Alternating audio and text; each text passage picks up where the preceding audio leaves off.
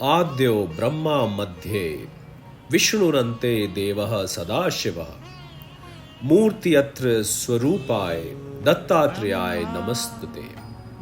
ब्रह्म ज्ञानमयी मुद्रा वस्त्रे चाकाश भूतले प्रज्ञान धन बोधाय दत्तात्रेयाय नमस्तुते। अर्थात जो आदि में ब्रह्मा, मध्य में विष्णु तथा अंत में सदाशिव है, उन भगवान दत्तात्रेय को बारंबार नमस्कार है। ब्रह्म ज्ञान जिनकी मुद्रा है, आकाश और भूतल जिनके वस्त्र हैं, तथा जो साकार प्रज्ञान धन स्वरूप है, उन भगवान दत्तात्रेय को बारंबार नमस्कार है। जी हाँ, ये स्तुति करी भगवान शंकराचार्य ने भगवान दत्तात्रेय जी की।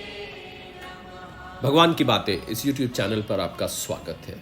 और जैसा कि आपको अंदाजा लग गया होगा कि हम एक नई श्रृंखला में आपके लिए भगवान दत्तात्रेय से संबंधित, उनके जीवन से संबंधित, उनके प्राकट्य से संबंधित कुछ बातें लेकर आएंगे, कथा के रूप में, स्टोरी के रूप में, जो कि बहुत सारे लोग, हमें ऐसा लगा कि भगवान दत्तात्रेय के बारे में उन्होंने सुना जरूर है पर शायद उतने विस्तार से नहीं जानते हैं।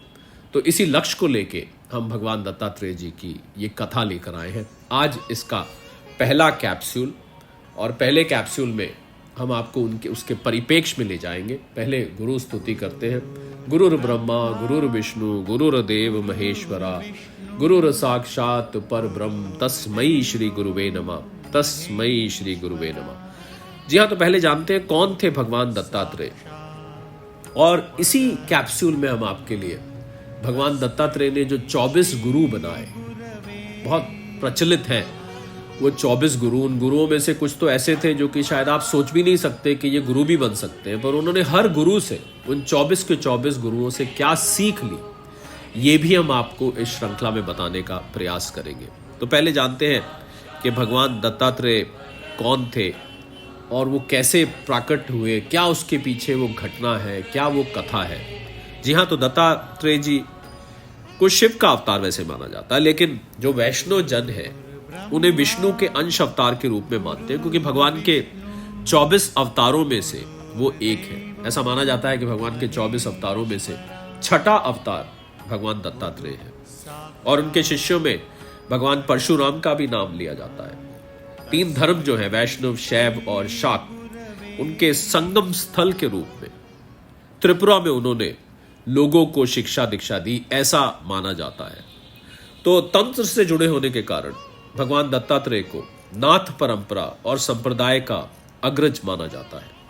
इस नाथ संप्रदाय की भविष्य में अनेक शाखाएं बनी और निर्मित हुई। तो भगवान दत्तात्रेय को नवनाथ संप्रदाय में संबोधित किया जाता है। और भगवान दत्तात्रेय की जयंती मार्गशीर्ष माह में मनाई जाती है। तो भगवान दत्तात्रेय में ईश्वर और गुरु ऐसा है कि दोनों रूप समाहित हैं, इसलिए उन्हें पर ब्रह्म मूर्ति, सदगुरु और श्री गुरुदेव दत्त भी कहा जाता है। उन्हें गुरु वंश का प्रथम गुरु, साधक, योगी और वैज्ञानिक माना जाता है।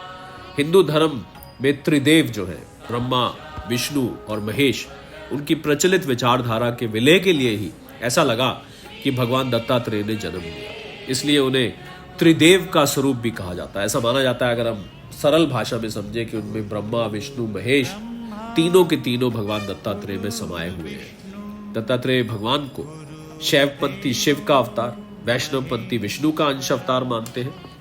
और भगवान दत्तात्रेय के वेद और तंत्र मार्ग का विलय करके एक ही संप्रदाय निमित्त किया गया था। तो आइए जानते हैं कि भगवान दत्तात्रेय का प्राकट्य कैसे हुआ, क्या वो परिस्थिति बनी जिसमें भगवान दत्तात्रेय ने जन्म लिया, कौन वो माता पिता थे। तो ऐसा माना जाता है हमारे शास्त्रों में कि भगवान जब अवतार लेते हैं तो उनको इंतजार करना पड़ता है। अब सब लोग सोचेंगे कि किस बात का इंतजार करना पड़ता है। जी हाँ, इंतजार ये करना पड़ता है कि कोई ऐसे माता पिता हो जो भगवान के माता पिता बनने योग्य हो, जो भगवान के माता पिता कहलाने योग्य हो, जिनमें वो गुण हो कि वो भगवान के अवतार के माता पिता कहलाएं। हम देखते हैं, आप पीछे उठा के देखें, भगवान कृष्ण का देखें, चाहे वो देवकी वासुदेव थे, चाहे वो चाहे वो नंद बाबा यशोदा थे जहाँ पर भगवान का पालन पोषण हुआ, चाहे वो दशरथ और कौशल्या थे। आप जब भी देखें तो उनमें भगवान के जो माता पिता होंगे वो साधारण तो नहीं हो सकते, ये तो पक्का है, क्योंकि भगवान का अवतार किसी साधारण माता पिता के यहाँ नहीं होने वाला है। भगवान के अवतार के लिए ऐसे माता पिता चाहिए जिनमें विशेष गुण हो, जो औरों से हट के हों, जिनमें ऐसे गुण हो जो उनको भगवान के माता पिता बनने के योग्य बनाए। जी हाँ, तो इसी में दो नाम आते हैं, अत्रे ऋषि का और सती अनुसुईया का। तो कहने की जरूरत ही नहीं कि ये दोनों ही विशेष थे। अत्रे ऋषि बहुत ही ऊंचे ऋषि, बहुत उच्च कोटि के ऋषि, और उनकी धर्म पत्नी सती अनुसुईया जो कि बहुत ही ऊंची कोटि की पतिव्रता थी। इतनी बड़ी पतिव्रता थी कि उनकी पतिव्रत का कृत बड़े से बड़े लोक में भी आता था, ऊपर के लोकों में भी सती अनुसुईया के पतिव्रत धर्म की चर्चा थी। इतनी बड़ी पतिव्रता थी। तो एक बार की बात है कि मां सती अनुसुईया और त्रिदेव ब्रह्मा विष्णु महेश जैसे पुत्र की प्राप्ति के लिए बहुत कड़े तप में लीन हो गई। उनकी ये इच्छा थी दिल से कि उनके जो पुत्र हो वो त्रिदेव ब्रह्मा विष्णु महेश जैसे हो। और ये बात सुनकर जो तीनों देवियां थी, ब्रह्मा जी की ब्रह्माणी सरस्वती जी, भगवान विष्णु की लक्ष्मी जी और माता पार्वती भगवान शंकर, तो तीनों की तीनों अर्धांगिनियां को उनसे जलन होने लगी। हालांकि जलन शब्द हम देवियों के रूप में प्रयोग करते हैं, उनको जलन होती नहीं, केवल एक लीला होती है, पर व्यवहारिक दृष्टि से जी हाँ उनको इस बात से जलन होने लग गई कि सती अनुसुईया, माता अनुसुईया एक तो इतनी बड़ी पतिव्रता है कि उनसे बढ़कर कोई पतिव्रता ही नहीं, और दूसरा कि उन्होंने ऐसी मनोकामना कर ली कि उनका त्रिदेव जैसा पुत्र हो। और वो जानती थी, तीनों की तीनों देवियां जानती थी कि सती अनुसुईया में बहुत दृढ़ है, और अगर उन्होंने कुछ प्रण कर लिया, क्योंकि वो इतनी बड़ी पतिव्रता है, तो वो उसको पूरा करके लाएंगी। तो तीनों की तीनों देवियों को उनसे थोड़ी सी ईर्ष्या होने लग गई। तो तीनों ने अपने पतियों से कहा कि वे भूलोक जाएं और वहां जाकर देवी अनुसुईया की परीक्षा लें कि वो कितनी बड़ी पतिव्रता है। तो ब्रह्मा विष्णु महेश सन्यासियों के वेश में अपनी जीवन संगनियों के कहने पर देवी अनुसुईया, सती अनुसुईया, माता अनुसुईया की तप की परीक्षा लेने के लिए पृथ्वी लोक को चले गए। तो बहुत ही रोचक कथा है भगवान दत्तात्रेय के प्राकट्य की। इस कैप्सूल में तो इतना ही रखेंगे, पर इस वादे के साथ कि अगले कैप्सूल में आपके लिए हम अवश्य इस कथा का आगे का हिस्सा लेकर आएंगे, और भगवान दत्तात्रेय के प्रागट्य के बाद आपके लिए ये भी लेकर आएंगे कि भगवान दत्तात्रेय ने कौन से वो 24 गुरु बनाए और उन एक एक गुरुओं से उन्होंने क्या सीख ली। वैसे तो भगवान के अवतार ही हैं, पर फिर भी जब धरती पर भगवान का अवतार होता है तो व्यवहार वैसे ही चलता है जैसे धरती पर आम लोगों का चलता है। आपने अगर भगवान राम का पूरा जीवन चरित्र देखा हो तो रामचरित मानस कहते हैं कि बिल्कुल मनुष्यों जैसा उन्होंने व्यवहार किया।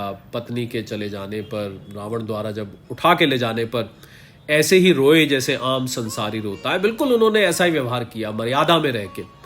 कुछ अवतार होते हैं जो कि भगवान कृष्ण जैसे, जो कि मर्यादा से उठकर और चमत्कार पूर्ण उनका जीवन होता है, पर जब भगवान धरती पर अवतरित होते हैं तो उनका व्यवहार ज्यादातर देखा गया है कि धरती के अनुरूप होता है, यहाँ के व्यवहार के अनुरूप होता है, उससे मैच करने के लिए। तो अगले कैप्सूल में आपके लिए लेकर हाजिर होंगे। गुरुर ब्रह्मा गुरुर विष्णु गुरुर्देव महेश्वरा गुरुर साक्षात परब्रह्म तस्मै श्री गुरुवे नमः, तस्मै श्री गुरुवे नमः। सादर प्रणाम।